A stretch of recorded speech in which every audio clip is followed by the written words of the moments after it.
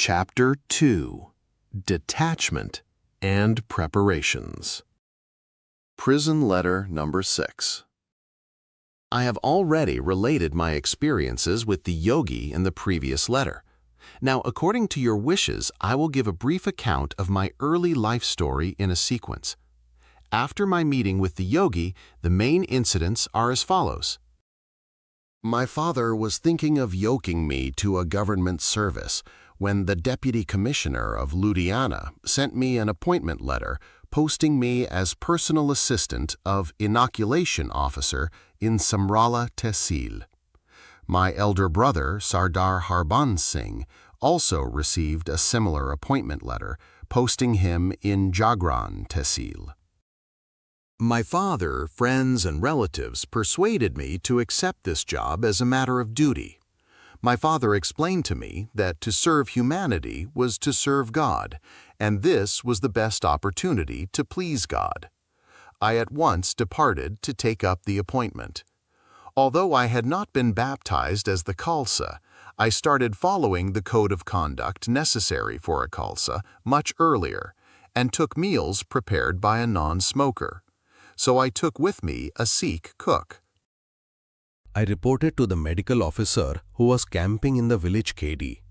He was one of those medical officers who had just come from England and were posted as supervisors in every tehsil. They did not know any other language except English.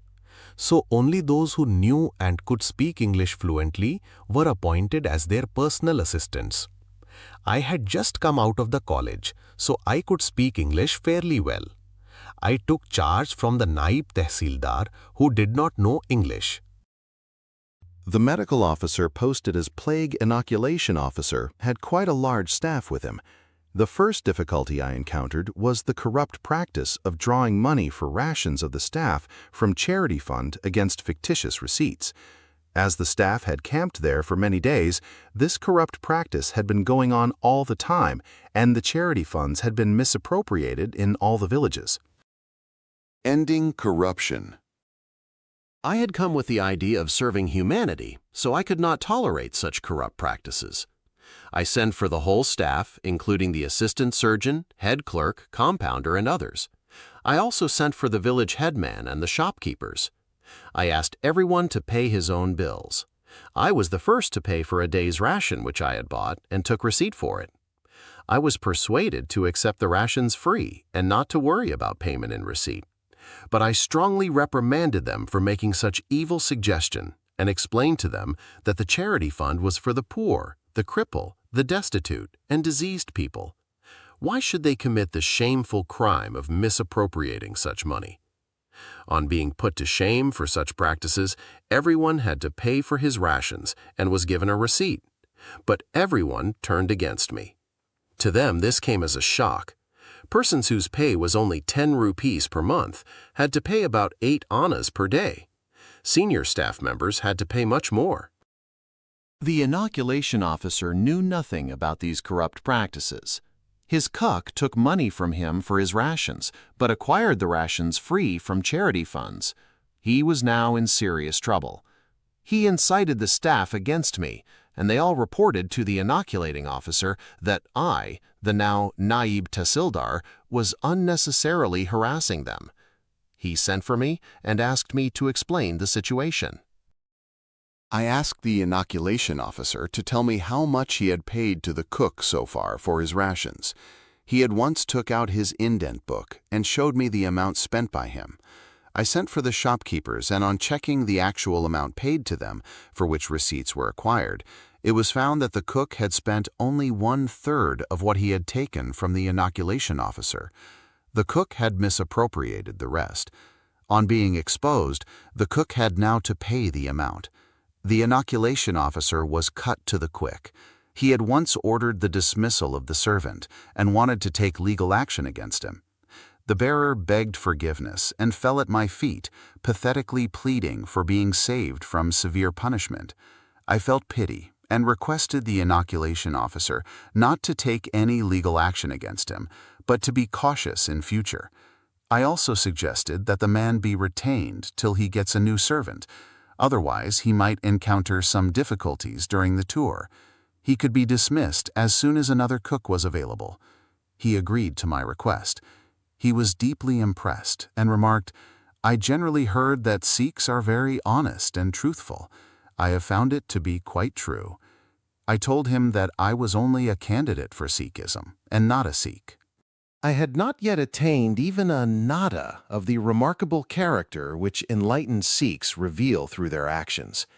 From that day onward, he became an intimate friend and even handed over to me his personal accounts. He now had to spend only 3 or 4 rupees where he formerly spent 10 rupees daily. I also did not allow anyone to use a single penny out of the charitable funds. For about a month, I kept his account, and when his normal expenditure was correctly set, I handed it over to him, because I could not perform my other duties well, as it took a lot of my time. Thus passed some months. Gift as bribery. After some time, the officials put him into the habit of accepting gifts which amounted to bribery. When I came to know about it, I sent for the Zaildar and other subordinates and ordered them not to take any gifts to the inoculation officer without my permission. On hearing this, the inoculation officer was extremely annoyed. He sent for me and told me that this order was an insult to him, more so because I did not even refer the matter to him. I told him that the deputy commissioner had given special instructions in this direction by telling me that I should not let any untoward thing happen which might harm his reputation, and that I would be held responsible for such a thing, as he was new to this country. These people were today flatterers, and they brought those gifts with some selfish ulterior motive, and continued to annoy him with improper requests. So I stopped them from offering such gifts to him. Inoculation officer. What is improper in this? They bring them as tempting gifts. Inoculation officer. What is wrong in accepting gifts? I consider it to be a type of bribery. I do not want that by offering such things they may tempt you to accept bribery. Inoculation officer. Did the deputy commissioner give you these instructions? Is not accepting gifts and presents a custom in this country? If it is not the custom, why do these people bring these gifts? If it is the custom, then why do you object to it? I do not have specific instructions. I consider giving and accepting bribe an evil thing. According to my religious principles, it is a sin, and according to the law of our country, it is a crime. If an evil act is widely practiced in a country, it does not become a customary law. I do not know whether it is a normal custom in your country. I know of no custom in this country which sanctions this practice, but the dictates of my conscience tell me that this is immoral.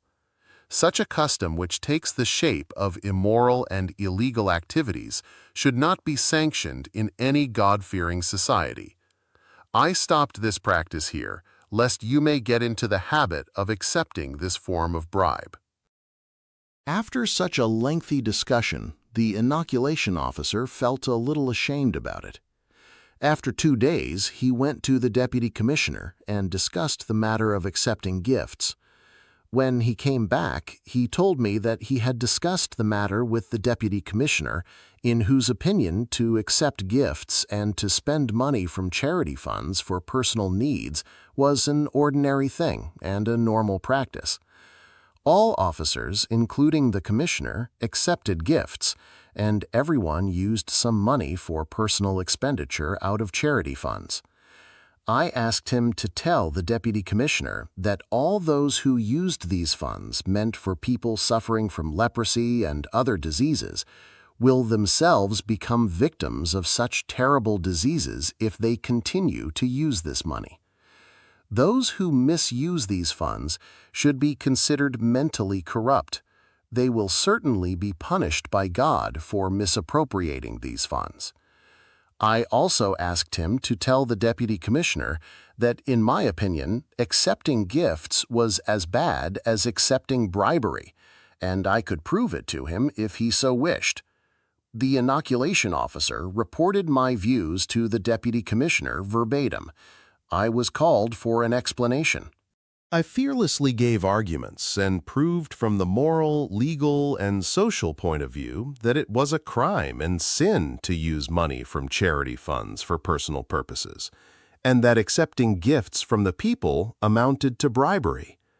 The deputy commissioner was greatly impressed, and when he started praising me, I slipped out of his office because I did not like to hear my own praise. However, on that day, I was convinced that the whole staff of this government department was thoroughly corrupt, and by joining this staff, a man only ruined his moral and spiritual future. As a matter of duty, I continued to do the work assigned to me. I was seriously upset. On seeing corruption rampant from top to bottom, it was difficult to believe that the government service could ever be the service of humanity. Far from appearing to be a service of humanity, it now appeared to be a cursed slavery of imperialism. To sell your soul and damn your faith was its only reward. There was always a danger of the mind and spirit getting misdirected. My soul aspired to lead a purely spiritual life. My spiritual aspirations were at times seriously disturbed. Every time I faltered, I sought moral and spiritual support from Gurbani, hymns of Guru Granth Sahib. This fear was always there, lest amidst such corrupt surroundings I might suffer a fall. I got up early in the morning, and after taking my bath, I recited my prayers, and thus spiritually strengthened my mind. As soon as I rode my horse to resume my duty and the subordinates saluted me, vanity began to overpower my mind. In its finer forms, some egoism was always aroused, but by the grace of the Guru, I became aware of it immediately, and I sought the help of Gurbani to strengthen my mind. Almost the whole day, this inner struggle against the temptations of vanity was always there. In the evening, after the Raraz prayers, I felt relieved of this poison. Hunting and discussion on eating meat. Early one morning, some British officers got ready for a hunting expedition and desired that I should accompany them. I was sitting in my tent, absorbed in prayers. They ordered me to accompany them, but I went on with my prayers. They tried to disturb me, but I continued prayers undisturbed. During the day, they asked for an explanation. I told them plainly that if in future they tried to disturb me when I was praying, I would immediately submit my resignation. It was not my duty to take my officers out on hunting expeditions. I had my duty towards God also, and all worldly duties must follow my religious duty to God. On hearing my explanation, they relented and extended a formal apology. Dr. Fisher was very fond of religious discussion, and one day the discussion somehow turned on the question whether meat is a human diet or not. I wanted to avoid discussion and said that I will give my views on some proper occasion. It so happened that one day our tour was lengthened. Our staff, including Dr. Fisher's personal attendants and the cook, were left far behind. We were far ahead on our horses trying to find a place for pitching our camps. Dr. Fisher felt very hungry, and hunger was one thing that he could not endure. We were to camp at Jodan Mansuran. As Dr. Fisher wanted something to eat immediately, I suggested that we could take some berries from a tree nearby. I plucked some berries and gave them to him. His hunger sharpened still more. He climbed the tree and shook its branches to fell the berries. I picked them up, and when he came down from the tree, we shared half and half. He was eating the berries at a very slow speed. During the same time, I finished eating a handful of them. Just then, a farmer brought about a dozen sugar canes. I peeled the sugar canes with my teeth while he had to use his knife. He had taken only one sugar cane. during which period I was able to finish 5 full sugar canes. He was surprised and asked me why my teeth were so strong. I told him, "It is because I do not take meat, nor did my forefathers ever take meat. But your teeth are bad, because you people take meat. Meat-eating animals naturally have such teeth which are not spoiled by eating meat, and they never become weak. Meat is not the natural diet of man. That is why when a human being takes meat, his teeth get spoiled in young age. In families in which meat is eaten generation after generation, children inherit weak teeth. Carnivorous animals eat even raw meat, and yet their teeth remain strong as ever. Nature has given them special type of teeth, which are suitable for eating flesh." The doctor was pleased to hear the argument and said, "You have at last answered the question I raised the other day." There were similar discussions with Dr. Fisher on many subjects, and one such lengthy discussion was on the subject, "Is the worship of Guru Granth Sahib idolatry?" which later took the form of a book. After about a year, the inoculation department was wound up, and Dr. Fisher had to go. Before he went, he strongly recommended me for the post of a Tehsildar to the Chief Secretary and the Governor of Punjab. They promised to give me the post as soon as my application reached them through proper channel, i.e. through the Deputy Commissioner. Dr. Fisher was given assurance that I would be given the first post. He told me about his recommendations before he left.